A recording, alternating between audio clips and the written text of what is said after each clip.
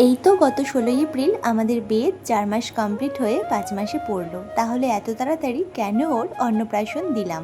আর কেনই বা কোনো রকম অনুষ্ঠান ছাড়াই মন্দিরেই ওর মুখে ভাতের সিদ্ধান্ত নিতে হলো? তখন থেকে আমি আমার সোনার মুখে ভাতের কিছু ছবি তোমাদের সামনে তুলে ধরেছি। তখন থেকে কিন্তু বেশ কিছু বন্ধুর এই প্রশ্নটাই মনে এসেছে, তাই তারা কমেন্টেও করেছে। তাহলে চলো আজ আমাদের সোনার মুখে ভাতের পুরো ব্লগটা তোমাদের সাথে শেয়ার করব, আর তার সাথে কিন্তু তোমাদের সকল প্রশ্নের উত্তরও দিয়ে দেবো। ছেলের মুখে ভাত বলে কথা, আর মা হয়ে যদি একটু সাজুগুজু না করি তাহলে কি হয় বলো তো? তো সুন্দর একটা পবিত্র দিন, যেদিন আমার সোনা প্রথম মুখে পায়েস তুলবে, সেই দিনটা কিন্তু আমি শুরুই করতে চেয়েছিলাম খুব সুন্দরভাবে। তাই সকাল সকাল গঙ্গা স্নান করে এসেছি। তারপর একে একে আমরা প্রত্যেকে, মানে আমি, মা, বাবা, আমার দিদা সবাই মিলে কিন্তু তৈরি হয়ে নিয়েছি যাওয়ার জন্য। আর ওদিক থেকে তোমাদের দাদাভাইও আমাদের নিতে চলে এসেছে। আচ্ছা, এটা কি তোমরা বুঝতে পারছো কোন মন্দিরে এসেছি? হয়তো যারা কৃষ্ণনগরের আশেপাশে থাকো তারা অনেকেই চিনবে এই মন্দিরটার সাথে। ভীষণই একটা বিখ্যাত মন্দির, সেটা হচ্ছে ঠাকুরতলার নৃসিংহদেবের মন্দির। জানো তো এই মন্দিরে প্রধান ভোগই হয় পায়েস।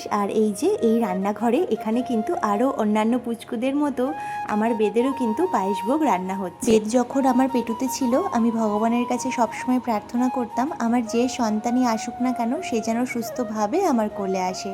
সব কিছু যদি ভগবানের কৃপায় ঠিকঠাক থাকে, তাহলে ওর প্রথম মুখে ভাতটা আমি এই মন্দিরেই ভগবান নৃসিংহদেবের সামনেই দিতে চাই। আর আজ কিন্তু ভগবানের কৃপায় আমার সেই ইচ্ছাটাও পূর্ণ হয়ে গিয়েছে, বলতে পারো তোমাদের দাদাভাই পূর্ণ করে দিয়েছে। এই রবিবার দিনকে আমরা ওর মুখে ভাত দিয়েছি। আর দেখো মন্দিরে কি বিশাল ভিড়, মানে আরো অন্যান্য পুচকুরাও কিন্তু এখানে এসেছিল, ওদেরও মুখে প্রসাদ হয়েছে। আর যেহেতু সেদিন অক্ষয় তৃতীয়ার তিথি পড়ে গিয়েছিল, সেই কারণে কিন্তু অন্যান্য সাধারণ মানুষরাও পুজোর জন্য বিশাল ভিড় করেছিল।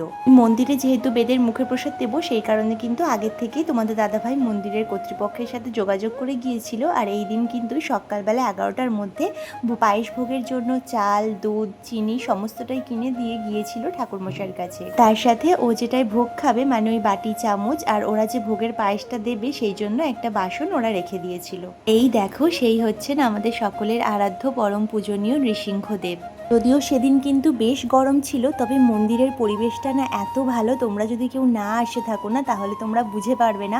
মন্দিরে কিন্তু থাকলে মনে হচ্ছে যেন সারাটা দিন কোথা দিয়ে কেটে গেছে আমরা বুঝতেই পারিনি। আর এই দেখো সেই সুন্দর মুহূর্ত, যখন কিন্তু আমাদের বেদ সোনা প্রথম মুখে পায়েস তুলছে। কিন্তু ওখানে অনেকটা ভিড় ছিল আর প্রচণ্ড গরম লাগছিল, সেই কারণে কিন্তু ও একটু কান্নাকাটি করছিল। তার আগে অবধি কিন্তু সেরকমটা কান্নাকাটি করেনি। আর যেহেতু মা ওকে ভালো সামলাতে পারে, তাই মায়ের কোলেই ও বসেছিল।